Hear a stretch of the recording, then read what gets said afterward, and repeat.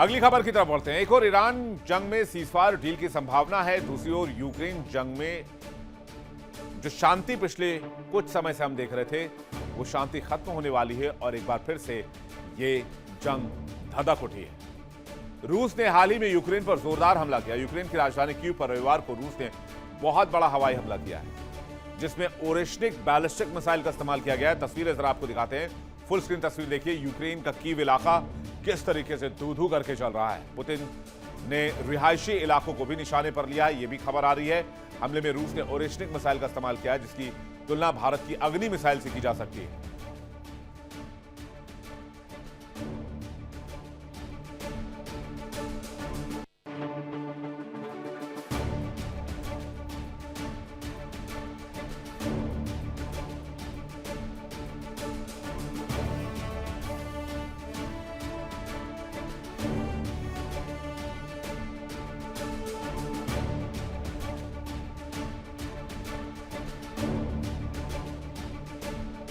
उधर यूक्रेन जंग से अमेरिका पीछा छुड़ाना चाहता है तो नेटो अब रूस से दो दो हाथ करने की तैयारी कर रहा है। खबर है कि नेटो देश रूस पर हमले की प्लानिंग रच रहे हैं, खास करके इस हमले के बाद। इसकी वजह क्या है वो भी जान लीजिए। कुछ दिन पहले रूस ने बेलारूस में न्यूक्लियर ड्रिल भी कर लिया है। दोनों देशों ने संयुक्त रूप से अभ्यास किया है। बड़ी बात यह है कि बेलारूस और यूक्रेन की सीमा आपस में लगती है, जबकि बेलारूस के पड़ोसी नेटो देशों में पोलैंड, लिथुआनिया और लिताविया आते हैं। ऐसे में नेटो देशों को भड़काने का आरोप लग रहा है। हालांकि पुतिन जानते हैं नेटो अभी कमजोर है, अमेरिका पीछे है, अमेरिका नेटो से मतभेद जारी है। ऐसे में अगर इस समय नेटो और रूस आपस में भिड़ते हैं तो नेटो को नुकसान हो सकता है। पुतिन यहां पर लीड ले सकते हैं। उधर यूरोप और नेटो देशों ने हमले की प्लानिंग तैयार कर दी है, यह आपको बताते हैं। रूस के अंदर बड़े हमले की तैयारी की जा रही है। इसकी तैयारी यूरोप ने शुरू कर दी है। 2000 किलोमीटर रेंज की मिसाइल तैयार कर रहा है यूरोप। ब्रिटेन और जर्मनी के बीच समझौता हुआ है। क्रूज और हाइपरसोनिक मिसाइल्स तैयार किए जा रहे हैं। मिसाइल प्रोग्राम में फ्रांस भी शामिल हो सकता है। यूरोप की अमेरिका पर निर्भरता कम करने की तैयारी।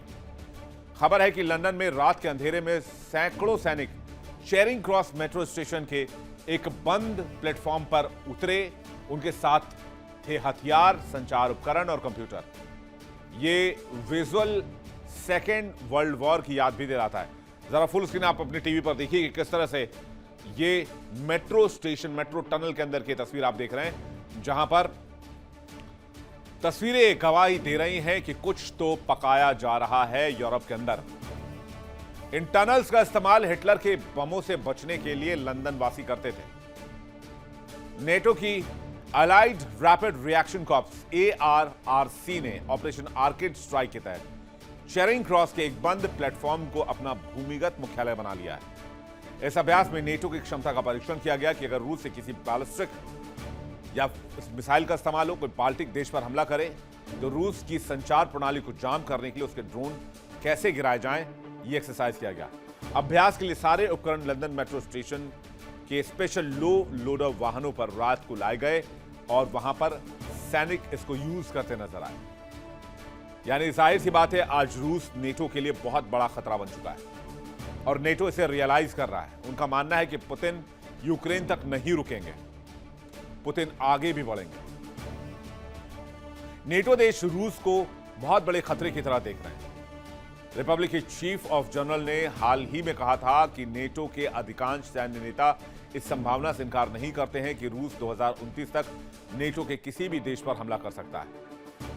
उधर अमेरिकी खुफिया एजेंसियों की तरफ से खबर यह है कि रूस यूक्रेन पर पूरा कब्जा करने के बाद यूरोप के उन हिस्सों को पुनः नियंत्रण में लेने की कोशिश करेगा जो कभी यूएसएसआर का पार्ट हुआ करते थे। और पुतिन के दिमाग में वही यूएसएसआर है कि उस यूएसएसआर को दोबारा बनाना है, जिसमें पोलैंड, हंगरी, चेक गणराज्य, Bulgaria, Romania, Moldova, Albania, Slovakia सब शामिल थे।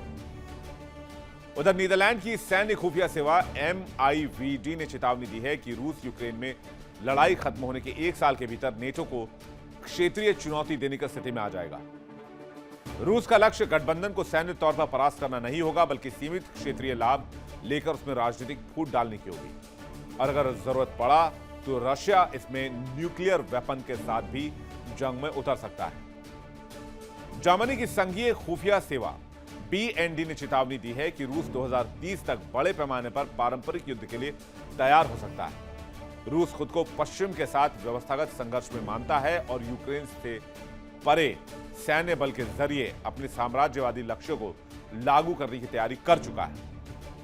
रूस का प्राथमिक टैंक निर्माता उराल्वा 2028 तक T-90 टैंकों का उत्पादन 2024 के मुकाबले 80% से राइज करने की योजना बना रहा है। यानी इसको आप ऐसे समझिए कि 2024 में अगर यह कंपनी 10 टैंक बनाती थी तो 2030 तक यह कंपनी लगभग 18 टैंक बनाएगी। यह स्पष्ट संकेत है कि रूस नेटो के खिलाफ एक टिकाऊ सैन्य खतरा बनाए रखने के इरादे से आगे बढ़ रहा है और पुतिन यूरोप को चैन की नींद सोने नहीं देना चाहते।